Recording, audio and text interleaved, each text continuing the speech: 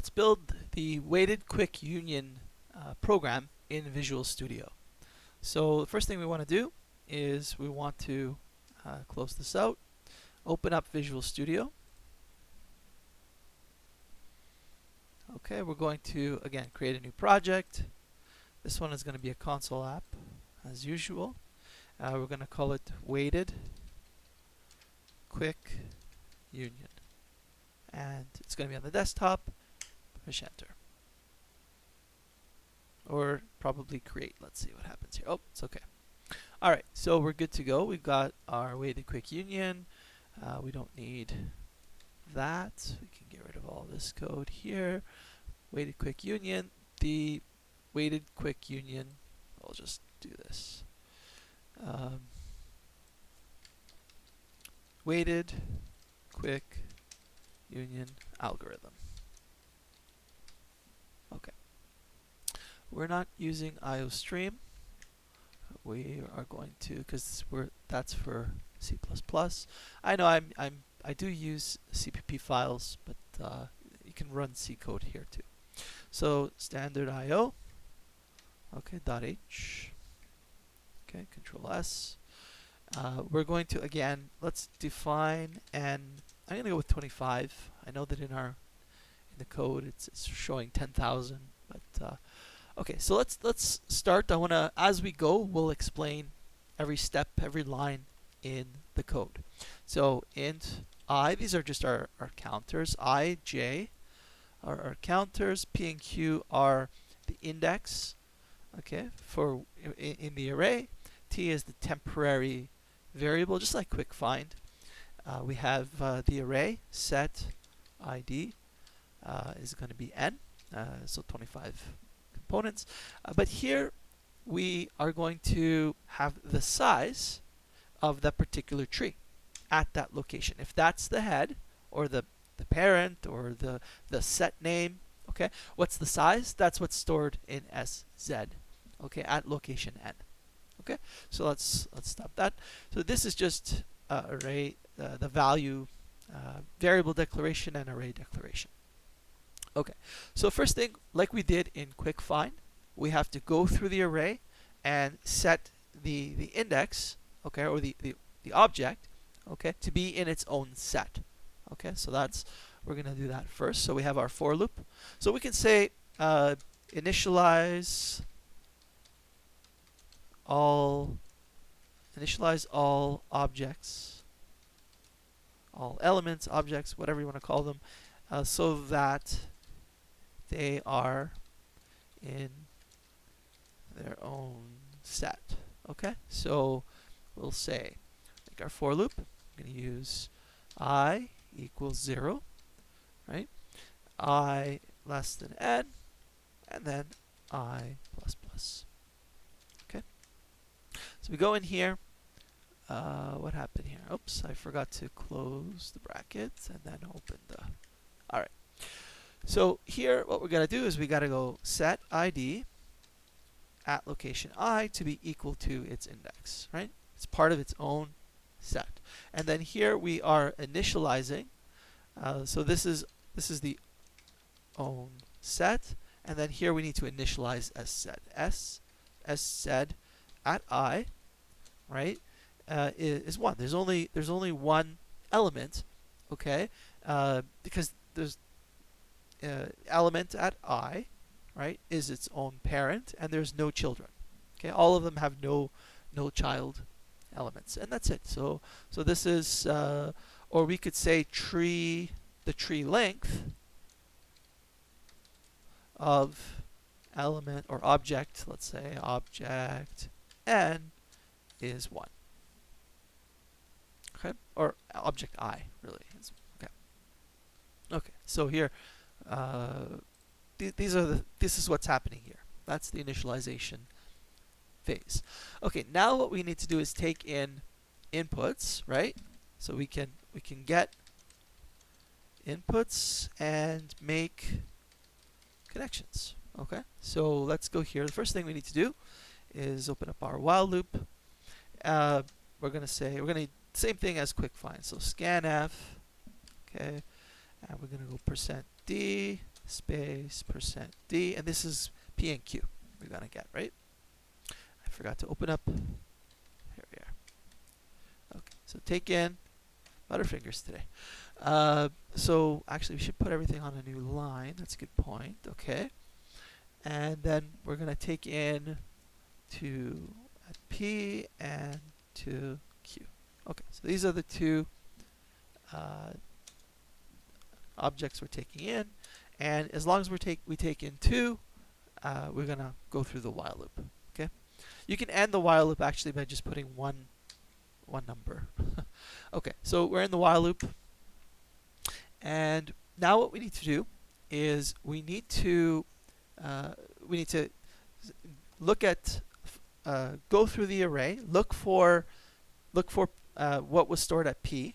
Okay, so start at index p, go to what's stored, and go to the index that's stored, okay, in the array at p. Okay, then basically trace to the root. Okay, so we have 2 for loops that start at p and q and follow to the index. So it goes to the index of what's stored at the value in the array that it's currently at. Okay, so it walks. So if we go for, right, I equals p. Okay, we're gonna keep walking through the array while I, okay, that's the index, does not equal, right, is not equal to set id at I. Okay, so what does this mean? This means that, okay, when I is the same as the set id at I, right, when the value stored at a particular location in the array is equal to the index in the array, you're at the root. Okay, so you're going to stop when you reach the root. That's what this condition is. And then I plus plus. Okay, so this is, we're going to go, actually no, not I plus plus, I equals set id at I. Because so what does this mean? Is really what it means is that you're going through, right? You go to index I, right? So you're at index I, then you look at what's stored at that location, and then you go to that location in the array, that index in the array. That's how you trace the array, right? You follow the pointers. Okay, so this one actually we don't really need that. Actually, it could be a single statement, right? Because we're just going where I is going to be equal to the root at the end of this for loop. Okay, and we're going to do the same thing. We can just grab this, copy it, Control copy. Do the same thing for the other number. Okay, so here it's q, and we're not dealing with I. We need another variable here. J,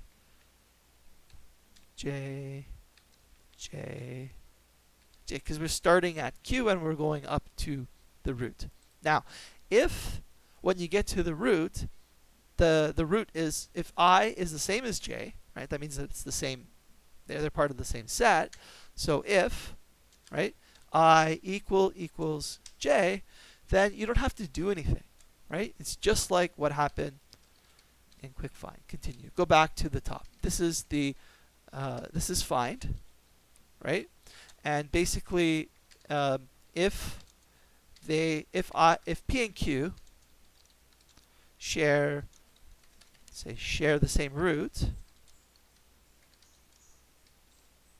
then they're part of the same set.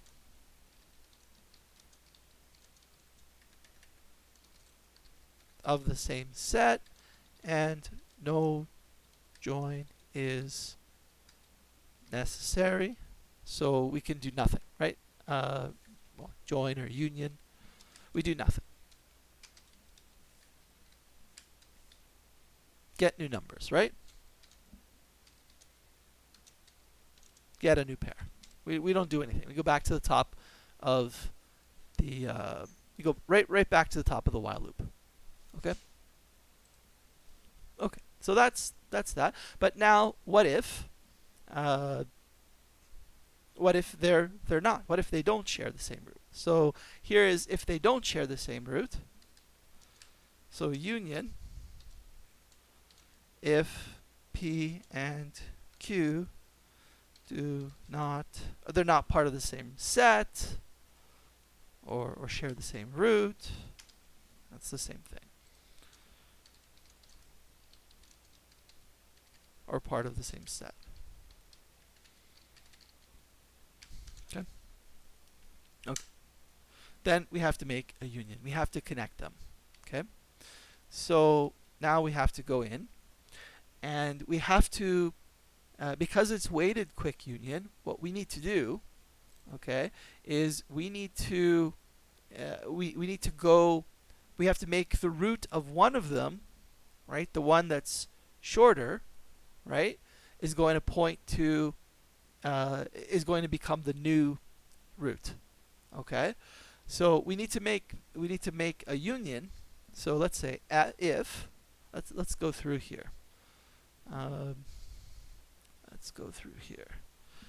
So if,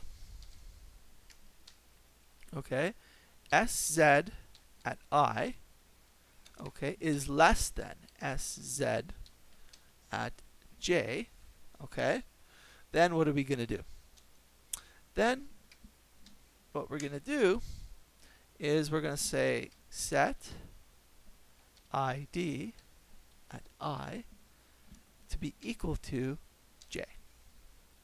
Okay, so, and then we're also going to increment sz at j. We're going to increment it is plus equal sz at I. We're adding I to j. Okay, I forgot to put the semicolon here.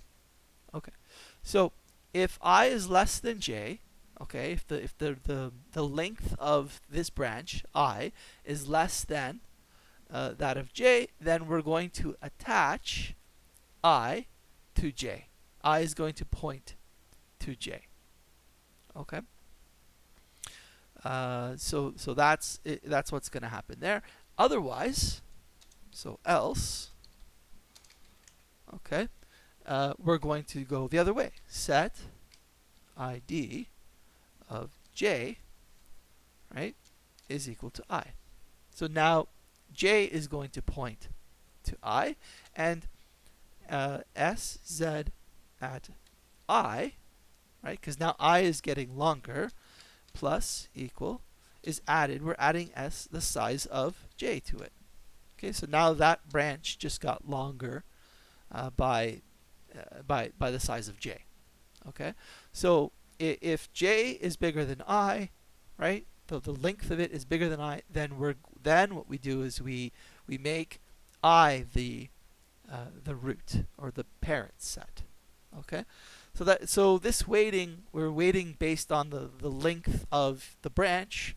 We basically attach, right? If j is bigger than I, right, then j points to I. Okay, or if p is you get the idea. Okay, so that's what we're doing with our. And then if we had to do the union, we got to this point, right? We got to this point in the code. Now we print. Okay, we gotta show the output now. So we put a space.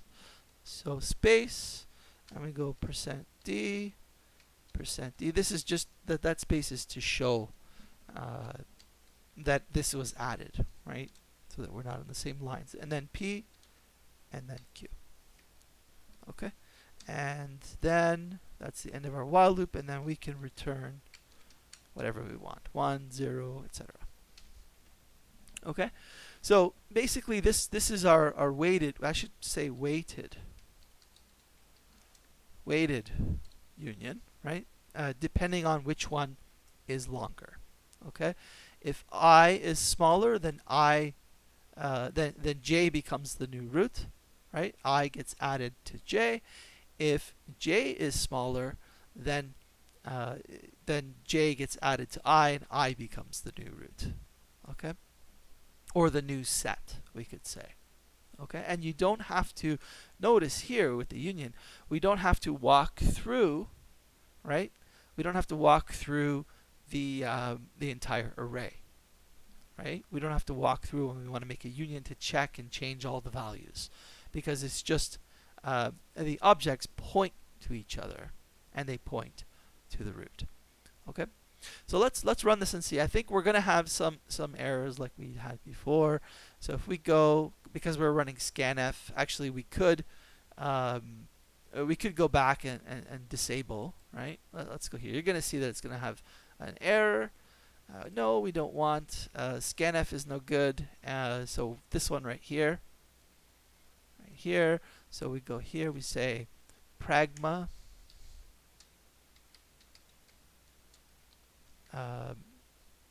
Pragma, we're going to go in and say error. Pragma warning. Disable. I have to put this in like that. And 4996. Okay, this is necessary for using it in Visual Studio. If you use scanf in Linux, chances are you're not going to have this issue. But anyway, okay. All right. Later on in the semester, I'll show you scanf _s. Okay, so let's take a look here and see. There was one more error. T is an unreferenced local variable. Oh, okay. We never used it. We never ended up using it here. Okay, we can take it out. It's not a problem. Okay, because it was in the code that I gave you, but we actually didn't end up using it here. Okay, so that's fine. Let's run and see.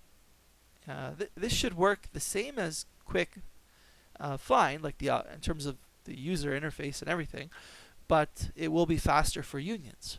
Okay, especially if you have lots and lots of nodes. Here we don't have that many nodes. So let's say 1 is connected to 2, no output. Let's see, 2 is connected to 3. 1 and 2 gets output. So there is an issue with the code. So we have to let's pause it here. There's an issue somewhere that we've missed something, because it didn't produce an output between 1 and 2. It's giving us the output later. So let's close it and take a look at our logic here.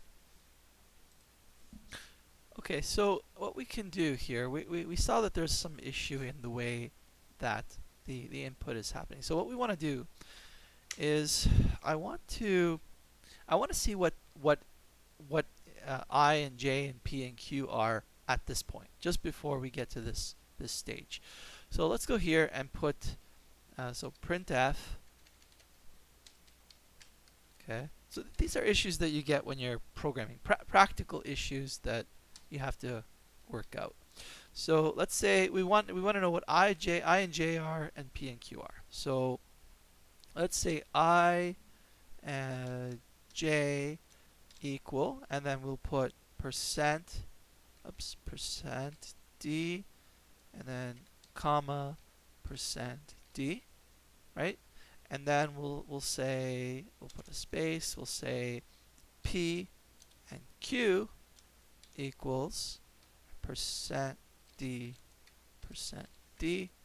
and then we'll put I, J, P, and Q.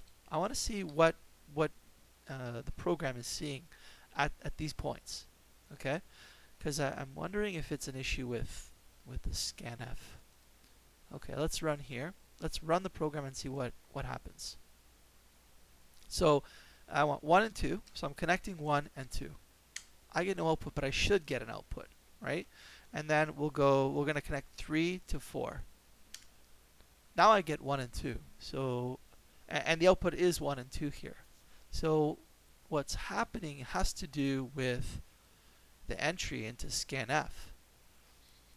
Okay. We never saw this before in the quick find. Okay, so what we need to do, we need to figure out what's going on here.